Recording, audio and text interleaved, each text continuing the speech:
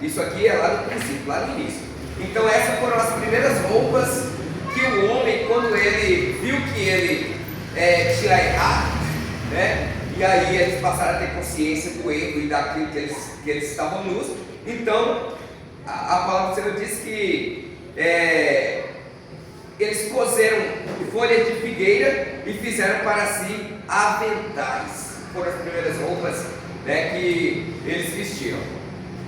Até aqui tudo bem, né? Aí nós vamos andar mais um pouquinho, e o que vem a seguir é como Deus o vestiu depois disso, porque isso aí era a roupa do homem. A gente tem que entender que tem roupas que Deus quer que o homem veste, e tem roupas que o homem próprio ele veste. Ele acha, aqui tá bonitinho, isso aqui é chamativo, isso aqui eu vou vestir. E ele mesmo fala assim, isso aqui eu vou vestir, gostei. Mas tem as roupas que Deus faz para o homem, que é a que agrada a Deus. Então o homem, em primeira mão, quando ele descobriu que eu estava nu, ele pegou folha de figueira, porque até que eles não tinham recursos para poder fazer nenhuma roupa. Então quando eles viram que eles estavam nus e ficaram envergonhados, eles pegaram folhas grandes de figueira, teceram, fizeram como se fosse uma roupa de índio e vestiram. Roupa do homem. E agora Deus. Gênesis 3, 21. O versículo de número 21. Daqui a pouco eu peço os irmãos para ler, que aí vai ter vários versículos. Aí nós vamos compartilhar. Versículo número 21 diz assim: e fez o Senhor Deus a Adão e a sua mulher túnicas de pele e os vestiu. Então, quando a roupa que Deus fez, ele fez túnicas de pele e vestiu o homem. Quem sabe como é que é uma túnica? Deve ser igual a roupa de carneiro, né? Como se fosse um roupão, né? Isso. Ele pegou, matou o animal, né? Arrancou o pelo do animal e fez como se fosse um esqueleto grandão, pescoço, braço e descido. Eu tenho para mim que não era muito confortável não. Até que quando estava ali aquele negócio molinho ali, antes de endurecer, estava bom, né? Mas a pele do animal, com o passar do tempo, aquele negócio fica duro. Naquela época, a maioria das vestes, das vestimentas era pesada por qualquer profeta, por servos, e para guerra, para luta, vestimentas pesadas. Verdade. Então, até aqui, tudo bem. Então, folha de figueira, homem. Pele, túnica, pele de animal, Deus.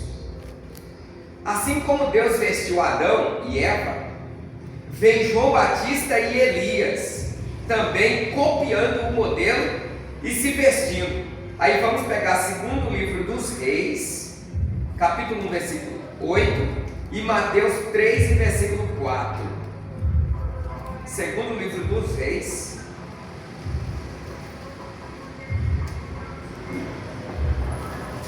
já cheguei no primeiro livro dos Reis, agora no segundo livro dos Reis, capítulo de número 1, né? E versículo de número 8, vai dizer dessa maneira para nós, está escrito assim, versículo 8: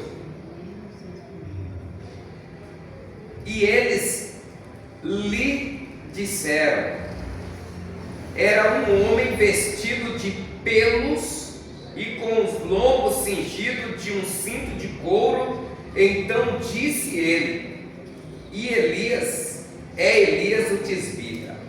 Então aqui está Elias, também vestindo da mesma forma a qual Deus vestira Adão, assim depois da tentação lá no Éden, né? Então, Elias, vestido de pelo, né, de pelos e com o lombo cingido de um cinto de couro. Esse era Elias o tisbita. Foi a mesma fala, né? A Diana acabou de falar aqui, os profetas, né? Os reis, ou aqueles que iam para a guerra também tinha esse colete, depois colocava armadura por cima, então roupas pesadas, né? Quem pegou Mateus para mim, 3, versículo 4? Agora vai falar sobre Batista, né? As vestes de João eram feitas de pelos de camelo e ele trazia um cinto de couro na cintura. Seu alimento era gafanhotos e mel silvestre. Tá vendo? Então, como Adão, Deus vestiu Adão, vem Elias vestindo de pelos de animal e um cinto, né, ou na cintura ou no ombro, e também vem João Batista vestido também de pelo e um cinto, uma couraça sobre a sua cintura. Eram essas roupas, né, que a gente vê no início e os profetas também se vestindo. Aí a gente pode pensar assim, mas é porque na época não tinha tecidos. Tá, tudo bem, não tinha tecidos, mas eles não vestiam uma roupinha bem curta ou mostrando, né, o seu corpo. Eram roupas adequadas, né? Adequadas. Então nós vamos seguir adiante. Tinha profeta que vestia até com colete de espetos, um pano com pontas em toda parte e colocado sobre os lombos do profeta, também conhecido como um pano grosseiro feito com pele de cabras, usado para expressar profunda tristeza ou submissão ou luto. Era desconfortável para a pele, sendo usado para simbolizar humilhação e penitências. Aí nós vamos olhar Isaías, capítulo de número 20, versículo 2. Alguém pega também segundo livro dos Reis, 19:1. Isso chama pano de silício. Essa vestimenta assim com muito. Hoje, se você olhar, tem um tecido de silício, que é um tecido que é cheio de. É como se tivesse essas pontinhas assim, mas elas mais durinhas. Então isso era feito, alguns colocavam espeto, pontinha de espeto assim no pano e costurava ele. E aí quando eles estavam buscando a Deus e querem chamar a atenção de Deus, eles colocavam essa vestimenta sobre a pele, apertava, né, e começava a clamar a Deus. E também jogava cinza sobre a cabeça, porque eles estavam se humilhando perante Deus para receber uma resposta, para Deus falar com eles, né, ou para serem usados por Deus. E outra, quando eles estavam enlutados também, eles costumavam vestir esse pano de saco, jogar cinza na cabeça, expressando ou simbolizando o luto que eles estavam vivendo. Nós vamos ver sobre Davi. Davi, quando ele comete o pecado com Batseba, nasce a criança e Deus diz o seguinte: olha, por causa do seu pecado, a criança, ela não vai viver, ela vai morrer. Aí Davi, quando Davi sabe que a criança ainda está viva, mas ele sabe que a criança vai morrer, então ele se joga e começa a se humilhar perante Deus. E aí as pessoas chegam para ele e falam assim: Davi, por que você está assim? A criança está viva. Ele está falando: é por isso mesmo que a criança está viva, é por isso que eu estou assim, simbolizando, expressando esse momento de luto, de tristeza, aqui me humilhando diante de Deus, né, como cinza e esse roupão, se humilhando, sinal de humilhação dele para com Deus. E aí as pessoas não entendem. As pessoas falam assim: mas a criança está viva, por que Davi está assim? Aí ele vira e fala assim: é porque a criança está viva que eu estou dessa forma. O sentido do que Davi está falando é: quem sabe eu me humilho diante de Deus, ainda que a criança viva, porque se ela morrer não tem para quê, né? Mas a criança viva, e aí ele simboliza, ele expressa esse momento de humilhação diante de Deus, para que no sentido dele, para que Deus possa olhar para ele. Quem sabe Deus vendo ele se humilhando, quem sabe Deus não permite que a criança viva, né? Porque Deus tinha falado que a criança vai morrer. Então ele se humilha para ver se ele chama a atenção de Deus. Deus diz assim: Davi, pode levantar, a criança vai viver. Mas não era isso que ia acontecer. Aí depois que a criança morre, eles chegam e falam para Davi: Davi, a criança morreu. Aí Davi levanta, sacode a cinza, toma um banho, veste as vestimentas real, e aí ele leva a vida para frente, né? Se humilhar para chamar a atenção de Deus, para ver se Deus fala assim: não, a criança vai viver. Aí, quando a criança está viva, ele está se humilhando. Quando a criança morre, ele levanta e fala assim: agora acabou, não tem mais jeito mesmo, então era a vontade de Deus, foi feita, agora eu posso seguir minha vida para frente. E muitas das vezes a gente não faz isso.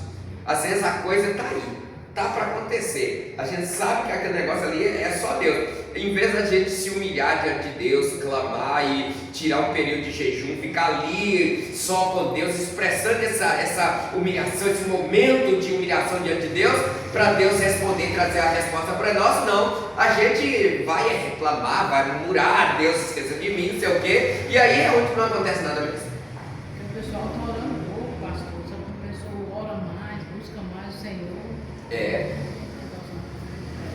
Pois é. O povo não quer saber dessas coisas mais não, né? Isaías 20, versículo 2, quem pegou?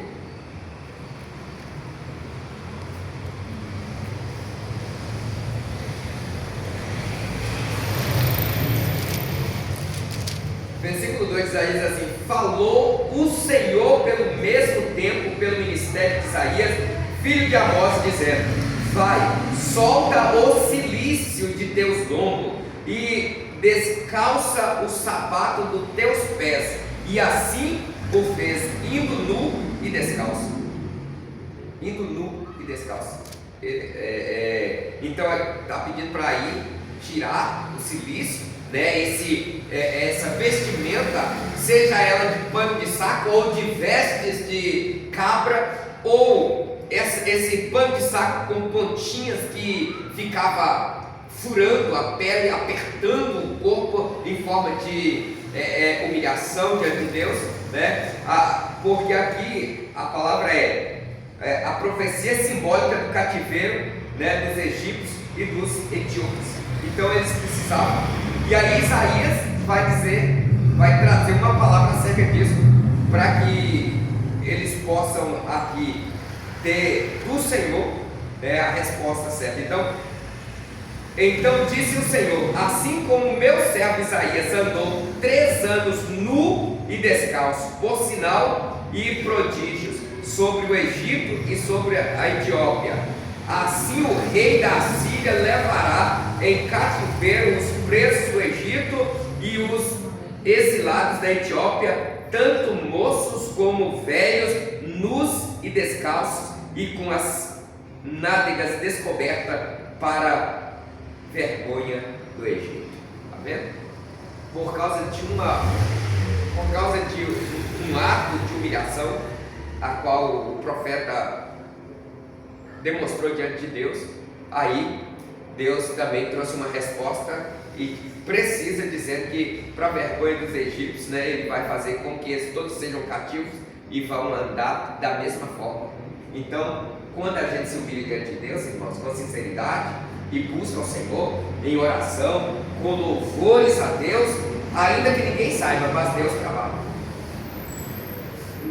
A gente pensa que Deus não está vendo, que Deus não está falando, Deus não está agindo, mas Deus está sempre aí perto de nós, nos ouvindo e nos dando no momento certo a resposta que nós precisamos. Segundo o livro dos Reis, capítulo 19, versículo 1, é só para mostrar aos irmãos como que eram algumas roupas e vestimenta que Deus vestia o seu povo, e como essas roupas tinham valor diante de Deus quando eram utilizadas, né? E Deus respondia. Alguém pegou? Segundo livro dos Reis 19, 1. Tendo o rei Ezequias ouvido isto, rasgou suas vestes, entrou na casa do Senhor. Isso. Então aqui é também um sinal de desespero, mas também um sinal de dependência de Deus e de humilhar diante da presença do Senhor, para Deus poder trazer o livramento para eles.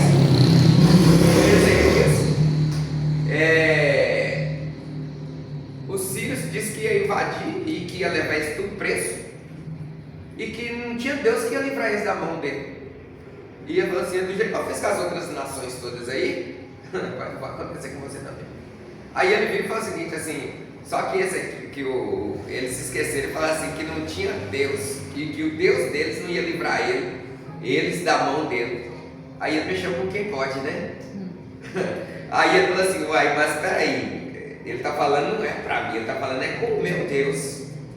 E aí ele pegou e se humilhou diante de Deus, vestiu pano de saco, cinza, e entrou na casa do Senhor, no sinal de humildade diante de Deus, de humilhação diante de Deus, e aí Deus deu o trabalho. Né? É assim que nós também devemos nos portar. Isaías 37. Então eu falei que profetas e reis, né? Que usavam também essas vestes. Então aqui nós temos visto Isaías 37 também vai dizer o seguinte para nós. E aconteceu o quê? Tendo ouvido isso, o rei Ezequias rasgou as suas vestes e se cobriu de saco de pano grosseiro e entrou na casa do Senhor. E o rei enviou a Eliaquim, o mordomo, e a Sebina, o escrivão, e aos anciãos dos sacerdotes, coberto de sacos de pano grosseiro, a Isaías, filho de Amós, o profeta, e disseram-lhe: assim diz Ezequias, esse dia é dia de angústia e de vitupério e de blasfêmias, porque chegados são os filhos ao parto, e força não há para, olha, isso aqui era demais, para o dar à luz. Ou seja, a mulher está grávida para dar à luz ao filho e ela não tem força. O que ia acontecer? Morrer para dar à luz ao filho.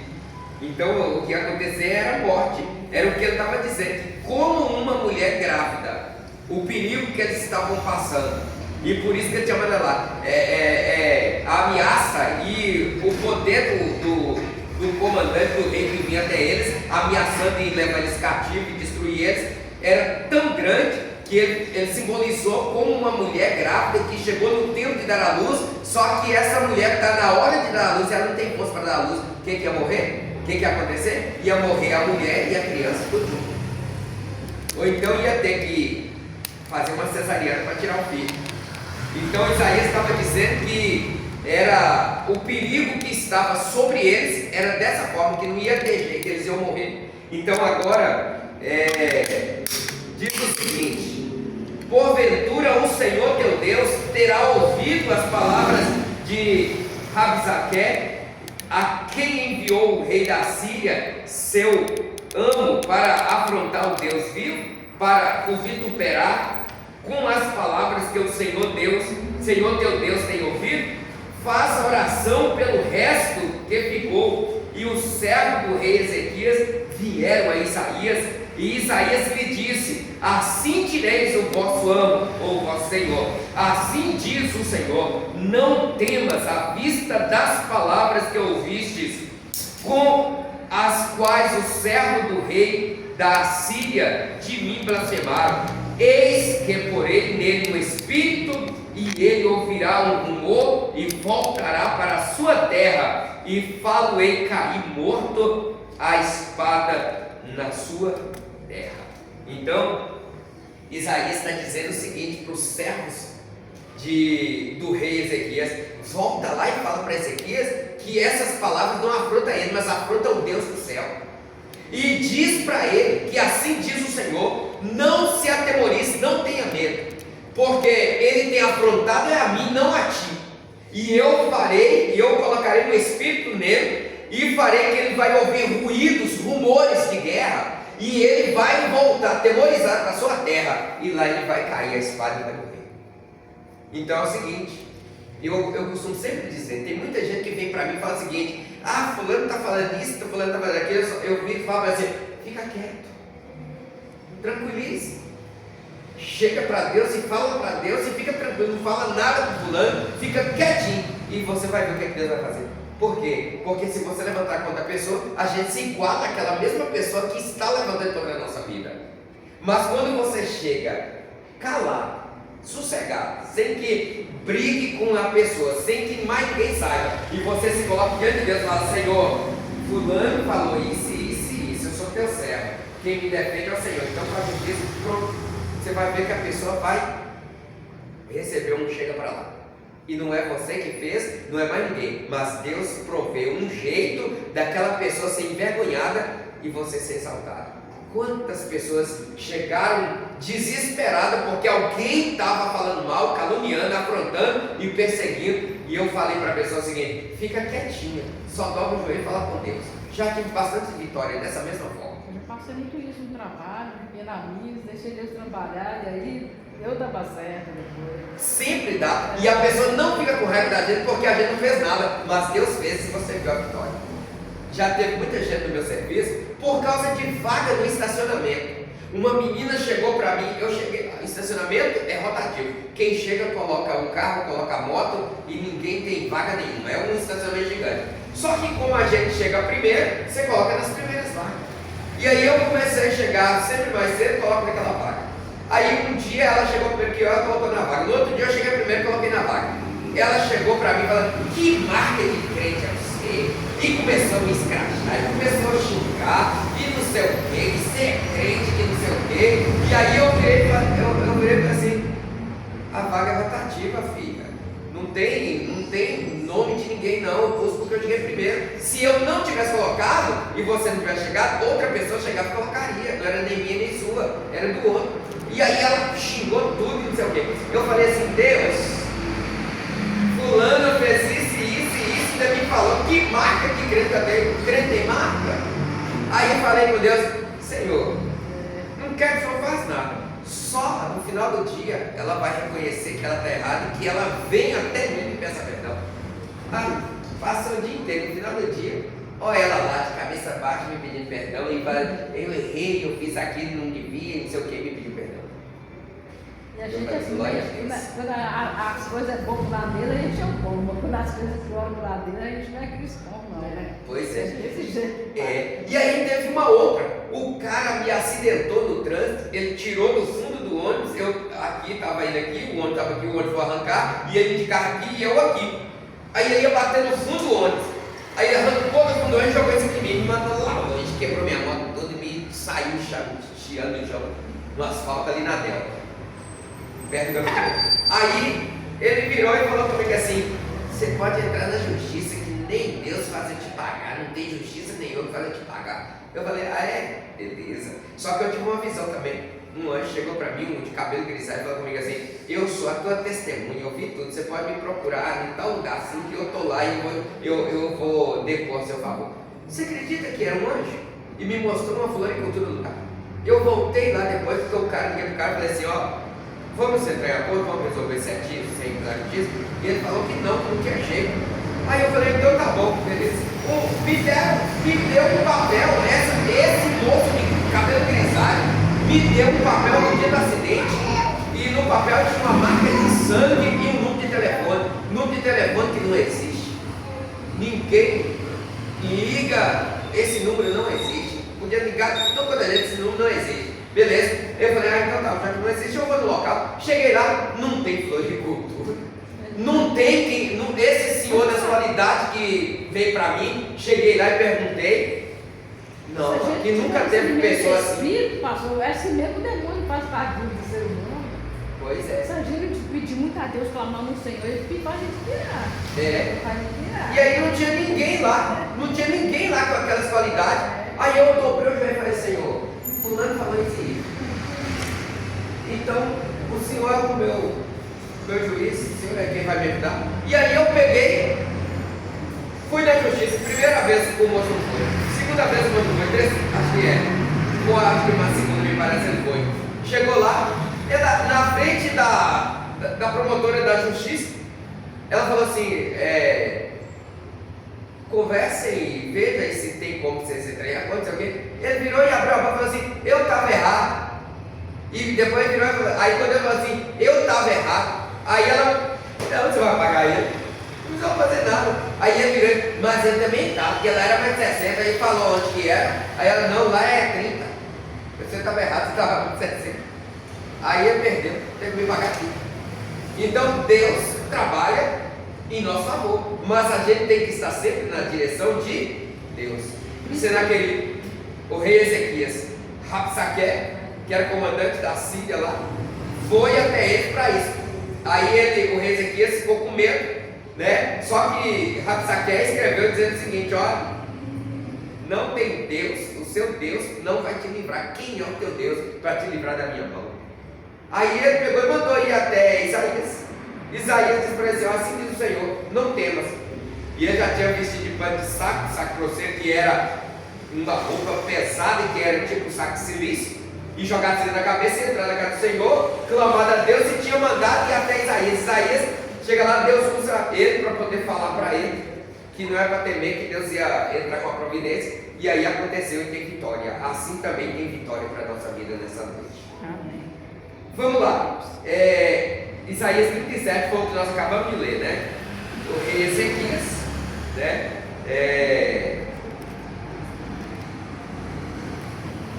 Contou essa história aí para nós. E Isaías, usado por Deus, mandou falar para ele que era para temer, que era para proteger, que Deus já tinha entrado com a providência, que Rabsaque tinha aproximado, era contra Deus, não era contra ele. Então tem que estar preocupado, porque quem levanta contra Deus? Quem pode resistir contra Deus? Ninguém, né? Vamos lá. Então essa roupa aí, esse pano grosseiro, também os profetas, os reis também usavam elas, assim como Deus vestiu Adão e Eva lá no início, vem eles tudo vestindo assim. Daqui a pouco nós vamos chegar em nós. Eu creio que vai dar tempo. No Velho Testamento vestiu também Jacó, Davi, de pano de saco e cinzas, expressando tristeza, luto e luto, né? Então lá no Velho Testamento, isso aqui, tudo que nós estamos falando aqui, agora é espiritual, como os anjos vestiam, na parte espiritual, como os anjos vestiam, né?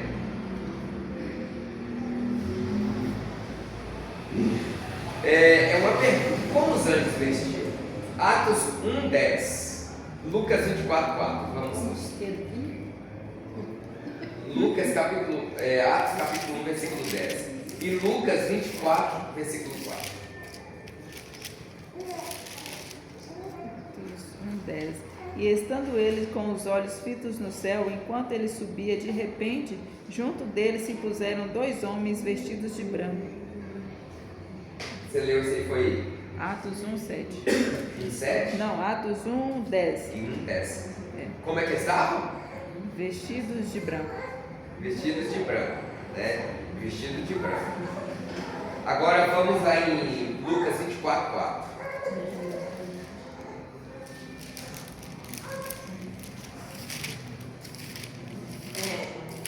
Aconteceu que perplexa esse respeito, apareceram-lhe 2 varões com os vestes resplandecentes. Com vestes resplandecentes. Essas vestes, né, são vestes, ou seja, é como se tivesse um pano grandão branco e feito um furo para passar a cabeça, ficar no pescoço, e aqui amarrado por baixo, assim, mas dentro era inteira. Aí amarra aqui e aqui, no lugar dos braços, e elas descem como se fosse um vestidão grandão, quase igual que a Joana vestida. Quase igual a roupa que vocês estão vestidos. Aqui, aqui, não é igual a calça que eu estou vestido aqui, sabe? Às vezes a camisa separada, não. Era essa, as vestes espirituais, né? Espiritual, que os anjos estavam vestidos. Umas partes falam que era todo de branco, outras é resplandecente. Isso fala de pureza. Era a pureza, simbolizada como resplandecentes ou como brancas, que não tinha mancha nenhuma. Mas nós vamos andar, que nós vamos ver mais coisas aí. Vestes brancas e resplandecentes, santidade e pureza. Linho finíssimo, olha só, que são atos de justiça dos santos. Apocalipse 19, versículo 8. Apocalipse 19, 8.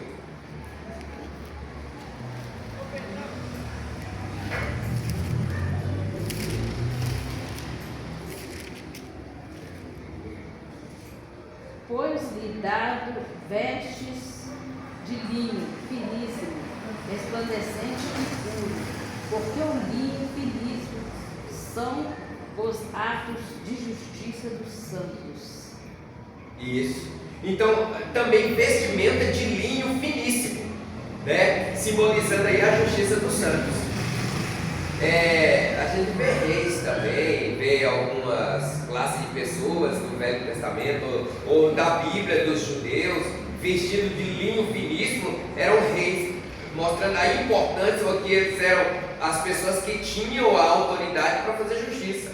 Então, aqui no espiritual, aqui, os anjos e esse vestiam de vestes compridas, vestes brancas ou resplandecentes, santidade ou pureza, e os santos vestiam de linho finíssimo, que simbolizava a justiça deles, né? Então vamos lá, vamos andar mais um pouquinho. Os principais dos sacerdotes e os ricos usavam linho fino. Êxodo 28, versículo 5, Provérbio 31, 22, Êxodo capítulo 28, versículo 5, e também Provérbio 31, 22. Êxodo 28, 5. Tomarão ouro, estofo azul, púrpura, carmesim e linho fino. Viu? E não é só o linho fino, não. Tem um monte de coisa aí que vai fazendo a boniteza da roupa deles, né? Que é coisa bonita, né? Tudo tem um significado. Os principais dos sacerdotes, os ricos usavam linho fino. Êxodo 28, 5, Provérbio 31, 22 e Lucas 16 e 19. Provérbio 31, 22. Está escrito assim: faz para si tapeçaria de linho fino e de púrpura é a sua veste. Aqui os conselhos que a mãe do rei Lemuel deu a ele, né, ao seu filho. Então também ela fazia tapeçarias de linho fino e de púrpura era a sua veste. Lucas 16 e 19. Ora, havia certo homem rico que se vestia de púrpura e de linho finíssimo e vivia todos os dias regalado e esplendidamente. Isso aqui já fala do rico e do Lázaro.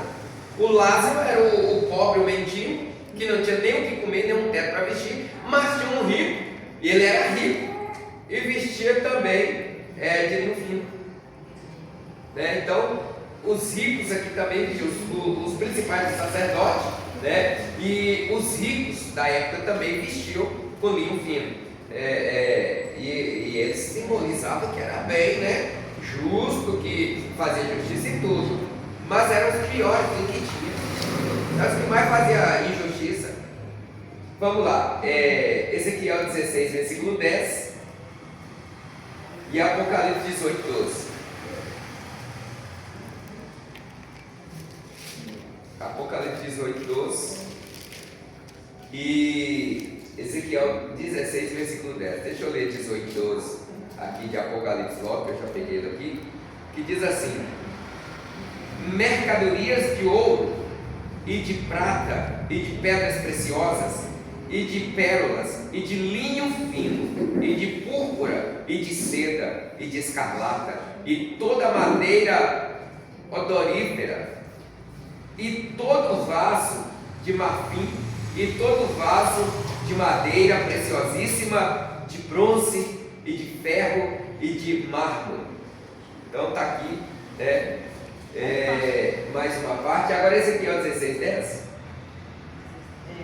Também te vesti de roupas bordadas e te calcei com couro da melhor qualidade e te cingi de linho fino e te cobri de seda.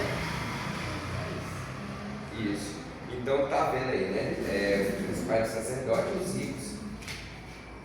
Esse estudo assim é dos irmãozinhos, na hora de abrir a Bíblia, fala lá da Bíblia, rapidinho, não consegui abrir. Tem uns que não conseguem abrir, vai lá no índice, caçar, procurar, né? Esses estudos ajudam eles a ter agilidade, né? Em abrir capítulo, versículo, livro da Bíblia, né? Mas só que tanto mostra a importância da vestimenta do que está aqui, ou da matéria que está sendo falada, quanto ajuda eles também a conseguir abrir.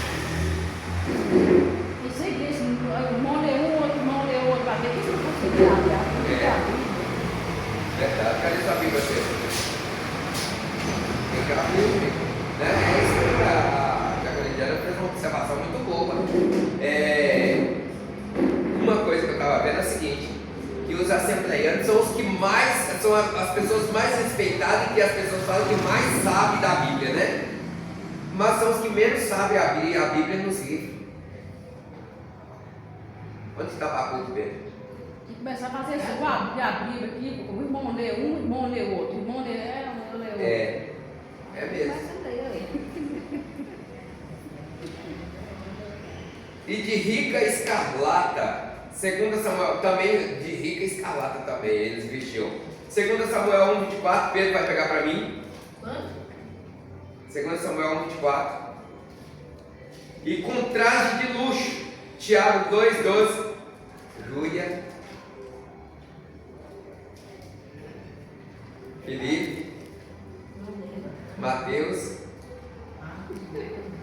Tiago 2:2. E vestes reais, Juízes 8:26.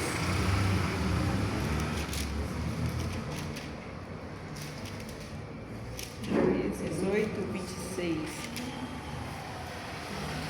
E foi o peso dos brincos de ouro que ele pediu, 1.700 ciclos de ouro, afora os ornamentos, as cadeias e as vestes de púrpura que traziam os reis dos midianitas, e afora as correntes que estavam no pescoço dos camelos. Isso, eu não vou estar explicando isso aqui, não, só para os irmãos estar vendo, tá? Para a gente adiantar, viu? Também eles vestiam de rica escarlata, né? São coisas nobres. Deixa eu marcar aqui o que, Janela, que essa leu foi Juízes. Quem pegou o outro? Pode ser qualquer um. Tem 2 Samuel 1:24. Achei. Então lê. Fechou? Achei. No 24? Vós, Israel, chorai por Saul, que vos vestia de ricas e escarlata. Repete aí. Vós, filhos de Israel, chorai por Saul, que vos vestia de ricas e escarlata. Isso. Agora nós temos também Que é isso? Tiago também. Tiago 2:2. Se, portanto, entrar na vossa da sinagoga algum homem com anéis de ouro nos dedos e em trajes de luxo, e entram também algum pobre andrajoso. A Bíblia diz. Entendeu, pastor? Isso. Se, portanto, entrar na sinagoga algum homem com anéis de ouro nos dedos e em trajes de luxo, e entram também alguns pobres androsos. Isso aí alguns também que vestem traje de luxo, né? Então isso aí é mostrando, né, que entra na sinagoga alguns que vestem traje de luxo. Esté 6:8 e Atos 12:21.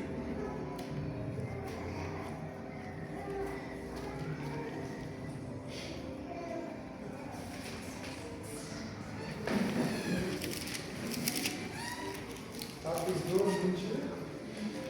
Isso.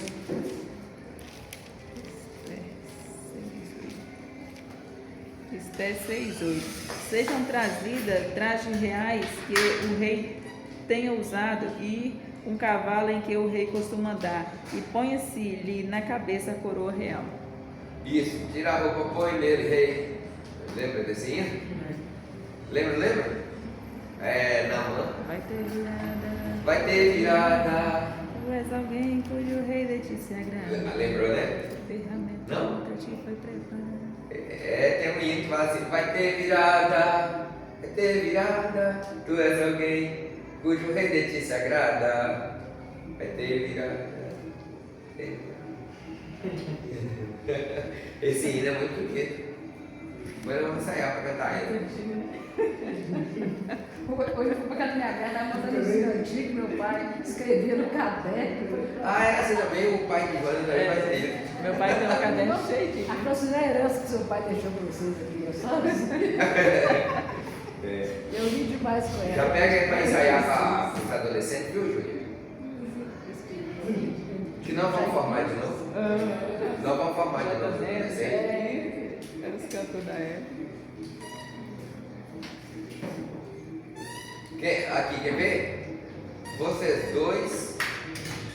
Não tem problema não. Adolescente e jovem. Vocês são adolescente e jovem, né? Vocês dois, o Pedro. Quem mais? A Sara, o Kim.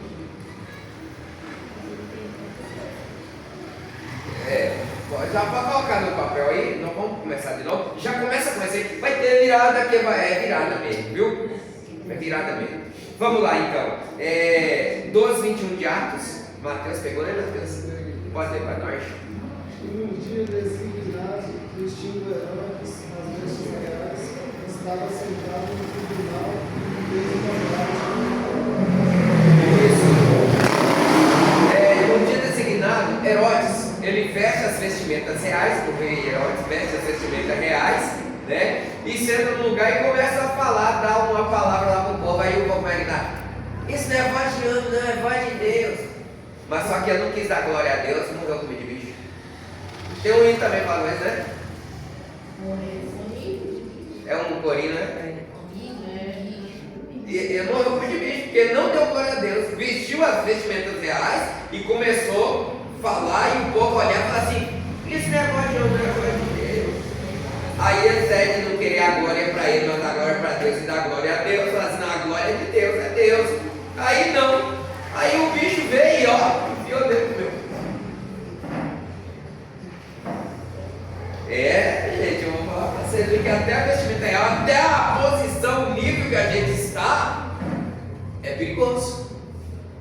Vamos supor, eu estou aqui mesmo, graças a Deus. Daqui a pouco eu subo para um diabo, e aí eu começo a achar assim: eu sou cara, eu não sei o quê. E aí Deus começa a usar e eu começo a falar que é para mim, que é eu, que não sei o que, reconhecimento meu. Aí não dou a glória para Deus não. Aí vem o bicho e morre. Ou acontece alguma coisa por causa disso, Deus fala assim: não, você não está dando glória para mim não, né? Você quer agora para você, né? Então toma. Aí abate, pronto, né? Herodes aconteceu dessa forma. Até o homem que é tão orgulhoso, Deus já vem abate ele, só que ele fala, tirar o meu Deus e fala que ele deve mais, né? Verdade. Então eu sempre digo o seguinte: se a gente está aqui só um degrau para cima de posição, a gente tem que descer 2. Um degrau acima na posição, 2 abaixo na humildade. E tem aquele negócio, mas quanto mais será dado, mais será cobrado. Quanto mais dado, mais cobrado. Vamos lá. Atos não. Vestes de vivas cores. Olha para você ver. Jacó fez uma túnica de várias cores para José. Né? Fez também. Então tem vestes de vivas cores. Aqui nós falamos sobre as cores ricas escarlata, falando sobre trajes de luxo, falando sobre vestes reais, e agora vamos falar sobre vestes de vivas cores, que é bem coloridas. Se falou de uma dois para Esté. A Esté 6:8, não lembro, não, né? Lembra? Já li. Deu? Já.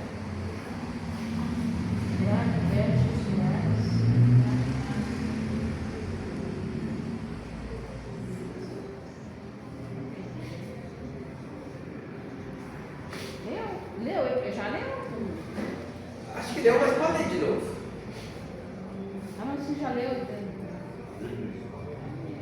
E agora nós vamos falar então sobre vestes de vivas cores, que é bem coloridas, destacando Isaías 63:1.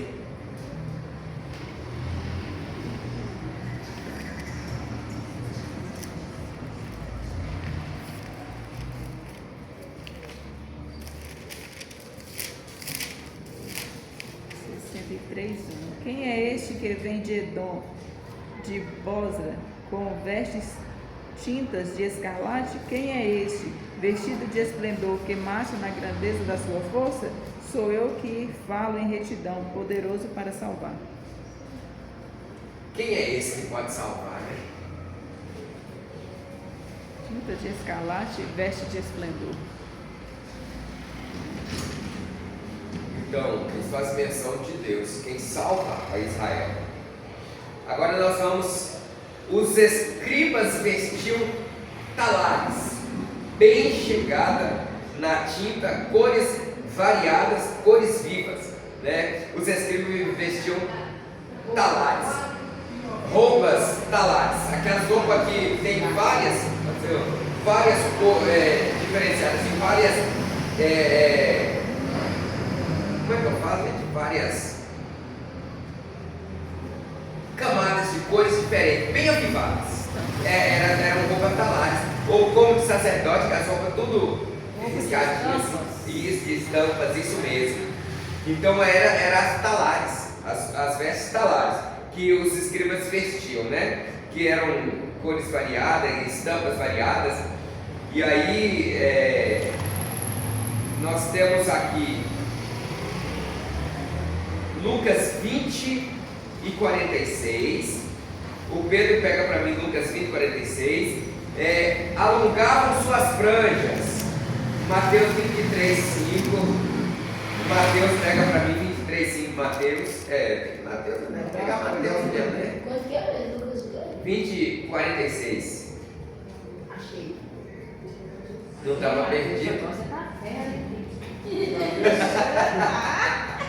Mas isso ajuda mesmo, não é? Não, que é rosa aí. Mateus 23, 5. Pegou, Pedro? 20, 46 de Lucas. Vai de 5 para 6. 46.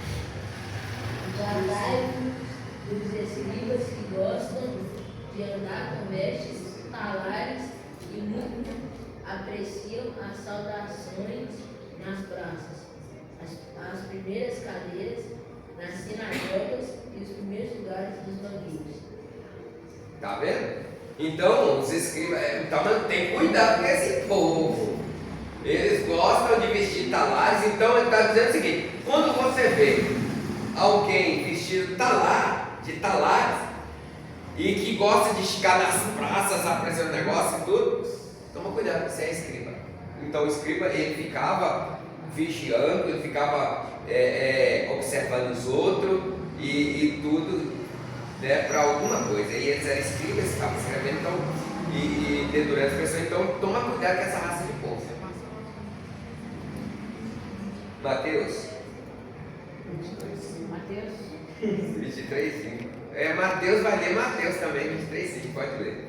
E fazem todas as obras a fim de serem vistos pelos homens. Nos trazem lábios, filactérios e alargam as franjas de seus vestidos. Tá vendo? Ou seja, eles gostavam muito.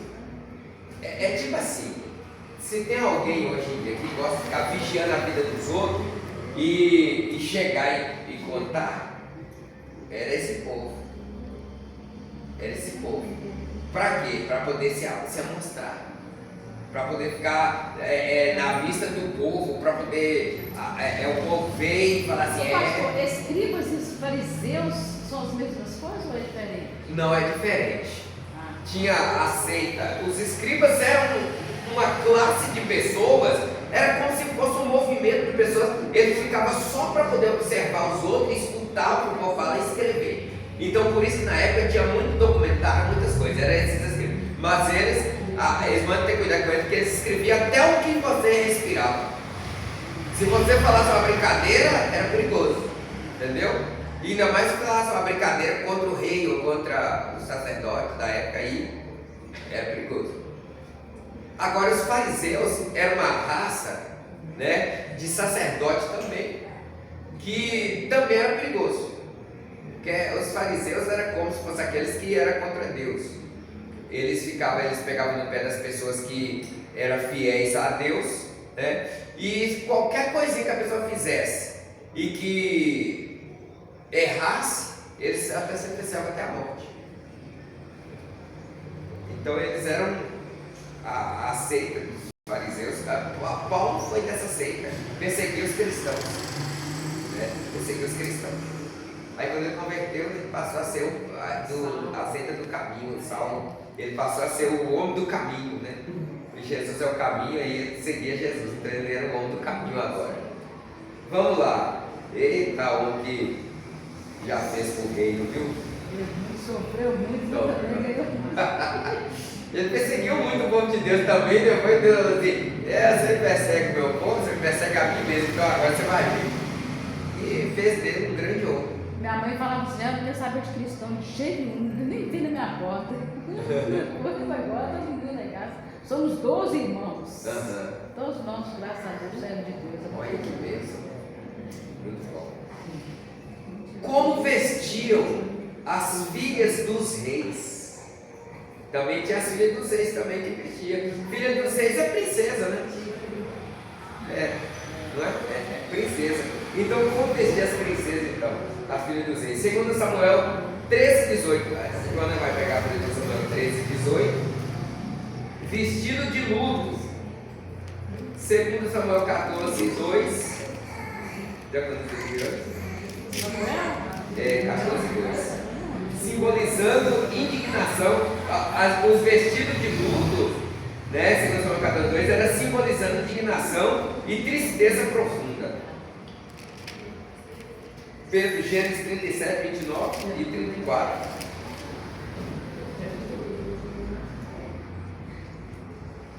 Mateus, Juízes 11, 25.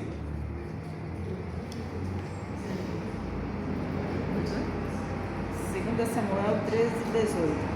Trazia ele uma túnica ricamente ornamentada, porque assim se vestiam as filhas virgens dos reis. Mesmo assim, o servo a deitou fora e fechou a porta após ela.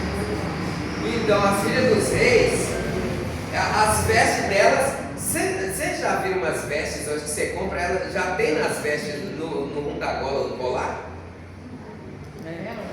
É tipo um colar de pérolas assim, esse negócio de tipo chamativo, parecendo que é joia. Você não precisa nem colocar mais um colar no pescoço, não, já vem na roupa. Eu não estou inventando não, viu, gente? Naquelas novelas antigas da roça. Tem uns que vem com miçangas, outras pedrarias, como é Isso, que na umas vem cozinha com daqui. um monte de pedra, com as miçangas tudo colado assim. Tinha um sapato aqui no bazar daquele jeito, né? Tinha um sapato cheio daquela. Miçanga falando. Aí você vira pra cá e fica com um monte de coisa, ela até varia as coisas. Era mais ou menos assim, a filha do centro vestia desse jeito. Pode ler. Qualquer 2 Samuel 14, 2 vai de quando esse ano? Samuel 14, 2. Vestido de luto essa agora, veste de luto. O Pedro eu falei é Gênesis 37, 29 e 34. Segundo Samuel? Mandou trazer de. Nossa, agora essa letra aqui é difícil. Decora uma mulher sábia e lhe disse: finge que estás profundamente triste, põe vestidos de luto, não se unjas com óleo, e se como mulher que haja muitos dias que está de luto por causa de algum outro. Isso. Na época, quando tinha alguém que morria e que não tinha muito lá, não era muito renomado, eles faziam o seguinte, contratava pessoas, eu esqueci até o nome que dá, depois eu vou lembrar. Minha vida é de felicidade. E aí falava com a pessoa assim, fica, veste mal vestido, chora, finge que está chorando, para simbolizar tristeza e indignação e profunda sobre isso, né? Então é dessa forma aí. Então esse aí é o vestido de luto. Era desse jeito, simbolizando indignação e tristeza profunda. Gênesis 37, 29 e versículo 24. Pedro. Você achou Juízes? Juízes 11, 25. Pode ler. Tendo Rubem voltado à cisterna, fez que José não estava então as nossas vezes. Voltando a seus irmãos, disse: não está lá o menino, e eu para onde ir? Então tomaram a túnica de José, mataram o bode e amoraram no sangue.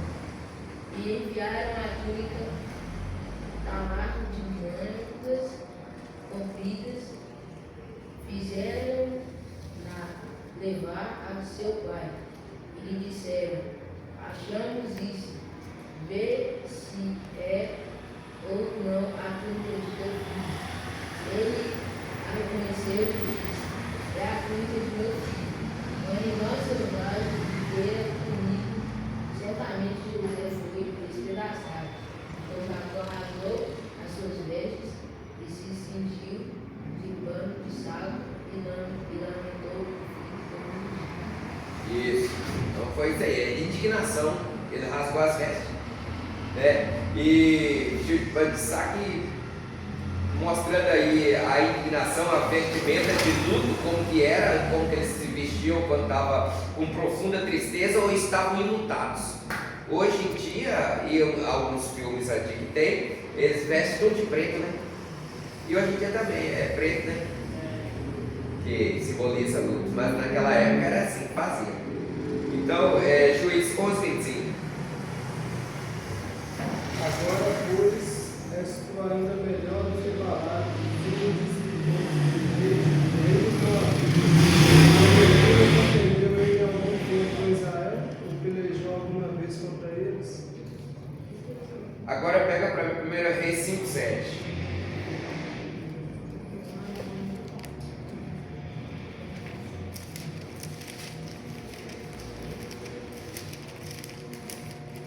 Filipe, 2 Samuel 13:31. 1 Reis 5:7.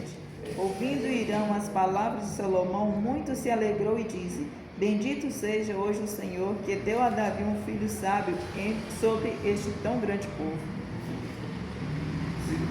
Eu não estou explicando agora não, porque para entender um pouco de tempo, porque eu não sei nem como é que está a hora de agora. 2 Samuel 13:31. 9:5. Já? 9:5? Tá, só vamos fechar esse aqui nessa hora.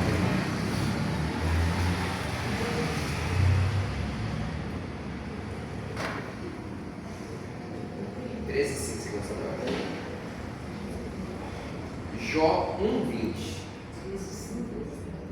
Disse-lhe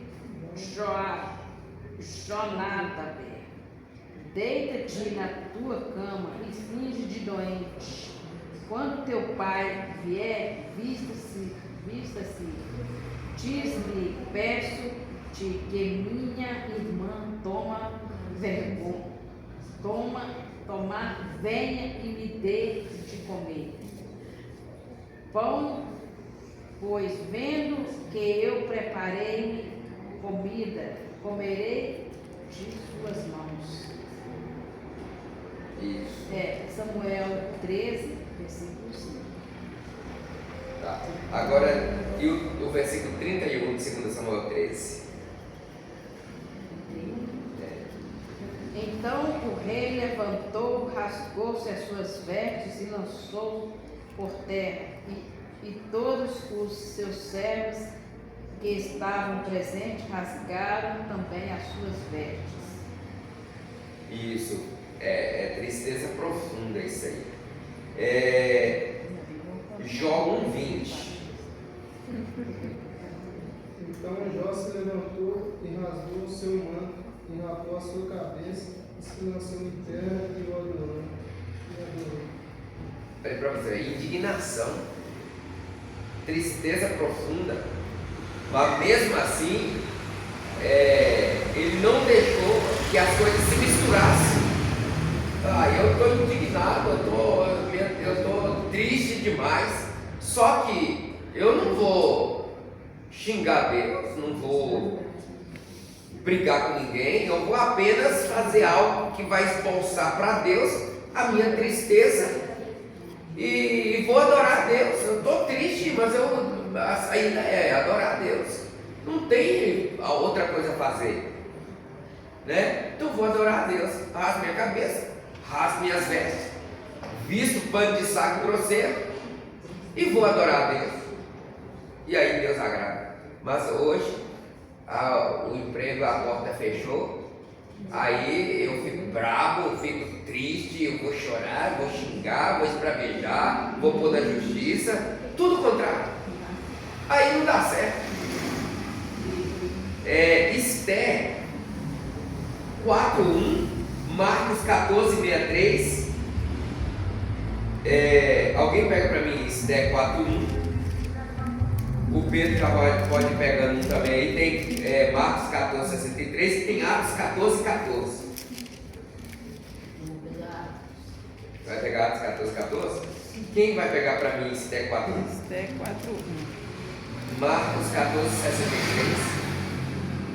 4:1 de Esté. Quando soube de tudo o que se havia passado, Mordecai rasgou as suas vestes, cobriu-se de pano de saco e de cinzas e saiu pela cidade, clamando com grande e amargo clamor. Mordecai. Tinha um moço que ia matar os judeus todos, num dia só, na mesma hora. Era Amã, né? Amã. Aí quando Mordecai, era tio de Esté, descobriu, ele ficou indignado, triste demais, ele pegou e rasgou veste, jogou cinza na cabeça e foi clamar a Deus, e Deus deu a vitória. Marcos 14:73. Acabou-se. 63.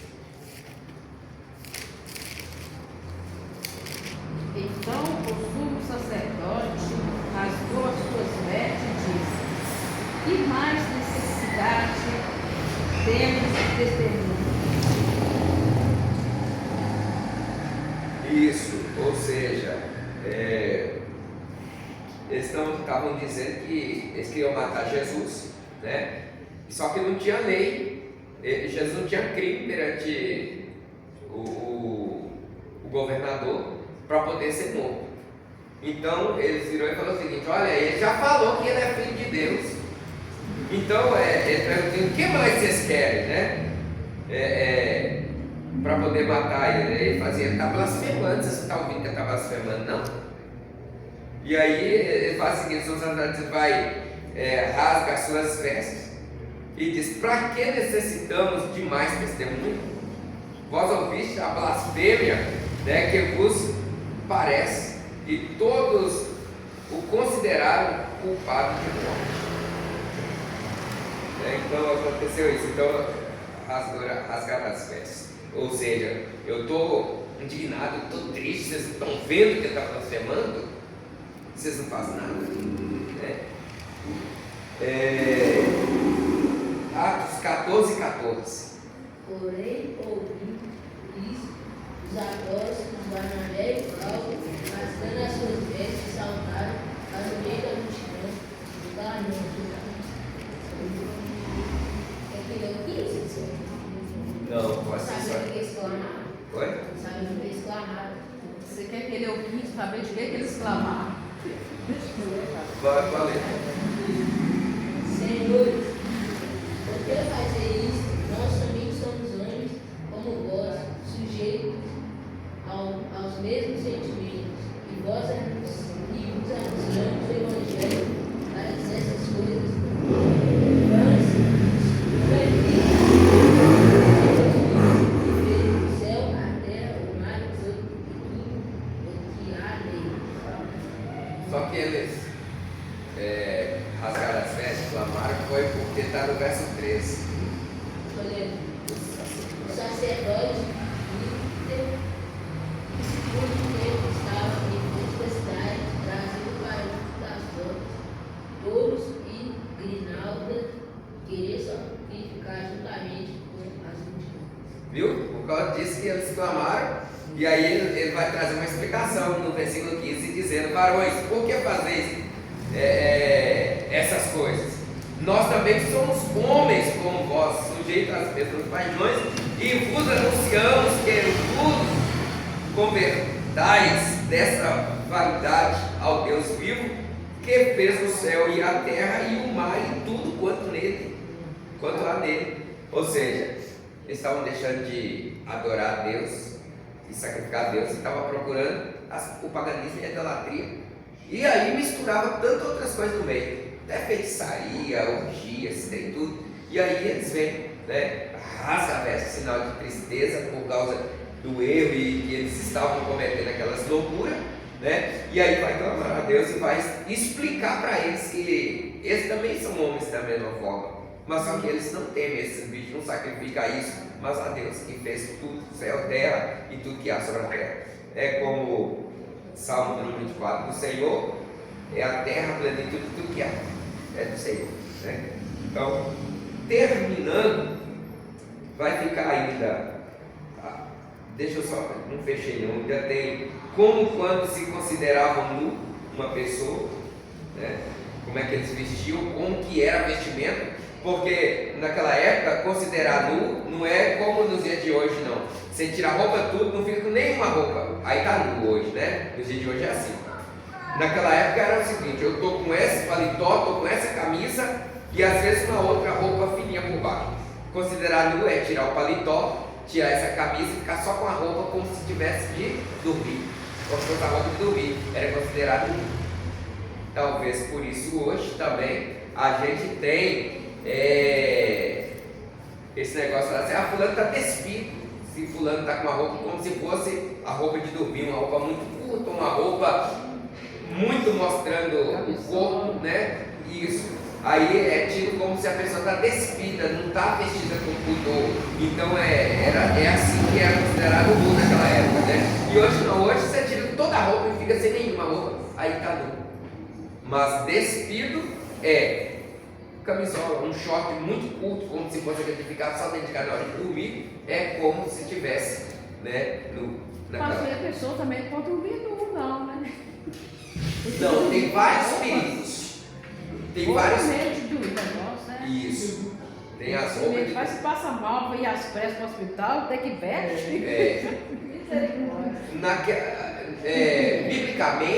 Biblicamente, a roupa de dormir, se alguém, é como se fosse aquela roupa pesada, grossa. É como se fosse a roupa de ir para a guerra, é como se fosse esse pano grosso de saco que tinha. Era a roupa de dormir, era tipo um manto mesmo, uma roupa grossa. Era a roupa de dormir na época. Então, só por aí a gente vê que você tem que dormir bem vestido. Justamente no dia de hoje, porque hoje em dia tem gente que passa mal dormindo, tem gente que morre quando está dormindo, se estiver dormindo pelado. E se morar sozinho, aí chegar alguém lá porque é fulano sumido, aí a bomba pode chegar lá, tá lá aquele morto pelado.